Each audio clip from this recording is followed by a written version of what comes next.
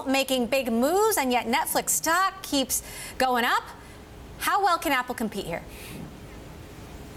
Well, they can compete in a big way because obviously they've got the resources to do it. They're going to lag probably, we estimate over the next 5 years, they'll spend probably about $15 billion in original content, and Netflix will probably be about $45 billion. But I just want to give people some insight to why Apple can be a major player here. If we rewind the clock to 2013, Netflix had 13 original series. Apple now has 17 of those in the pipeline, so they're kind of 5 years behind, but they have a distinct advantage over Netflix, and that is the power of the operating system. And we've seen that play out with Apple Music. They had 20 million subscribers a year and a half ago. They have 50 million today. That's these nudges, these notifications that you periodically get to sign up for Apple services. That's the kind of thing that I think Netflix should be worried about, because we know, even though Apple has messed up on content to date with CarPlay Karaoke and Planet of the Apps being disasters, we know that if you look at the pipeline they have now, they're going to get this right and have quality content and a unique distribution to compete against Netflix. And yet, you've got analysts out there, Dan Ives at GBH, with a $500 price target on Netflix. Netflix's market cap is $23 billion more than Disney. Does that make sense? It makes sense in the context that content, overused phrase, long-standing phrase of content is king, and you can see how things can get disrupted.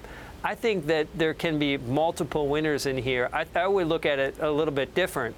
I think people who view Apple shares don't typically give original content a second thought. This is something that is an afterthought for investors, but I think this is something that can be a very big business. This ultimately could account for 3 to 5% of Apple's total revenue and be a very profitable part of their revenue. So, and it's all incremental. So we look at it more from the perspective of the tech companies are uniquely positioned, and Apple is one that is uniquely capitalized to go after this.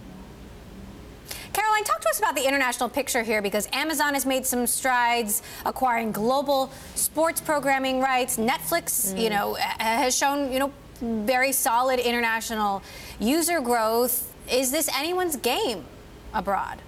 I feel like it is, yeah. I mean, Netflix has got, 125 million subscribers, and many of them are now based internationally. Latin America is growing. Europe, I mean, they're earmarking about $1 billion for European projects. They say they've got more than 100 in the pipeline when it comes to Europe. So EMEA, where I sit right now, is a big focus point for the likes of Netflix. Remember, they had real content wins by partnering with the likes of ITV Studios, BBC. They've been making such groundbreaking content as The Crown, which has done so well for them. So that's why they're really buckling down on European content. We've also seen with Amazon, you mentioned it, big moves into sports. Right here, it's the Premier League. It's all about football. You guys call it soccer. But they really have been they're going to show 20 games. That's not much in comparison to the more than 128 games that Sky, for example, shows. But still, it's showing where their desire is. They want to get this content, whether it be sports, whether it be original movies and broadcasts and series, to be able to get more and more subscribers to Prime, to push it above the 100 million users, and whether it be the 125 million users that we see over at Netflix. And of course, this just spurs more competition for the likes of Hulu, but also Sky right here in the UK, which is not only a cable network, but also has a streaming facility of itself. Meantime, Gene, so much changing. Pivotal Research has a note out that the combined Disney-Fox behemoth will be weaker than the original, and that Netflix is the winner there. You've got AT&T rolling out over the top. Apple, meantime, making deals for children's shows, doing a deal with the makers of Sesame Street. A lot is in flux. What's going to determine who are the winners and who are the losers? I think the library and the distribution, those two. One thing, a unique advantage that Netflix does have is this international piece that you're just talking about. That piece is something that Apple is not as interested in. They're going to have 1,000, hard to believe that number, but Netflix has said they want 1,000 different types or series titles in the next year, and Apple's going to be much less than that. But I think that those two are clearly going to be winners.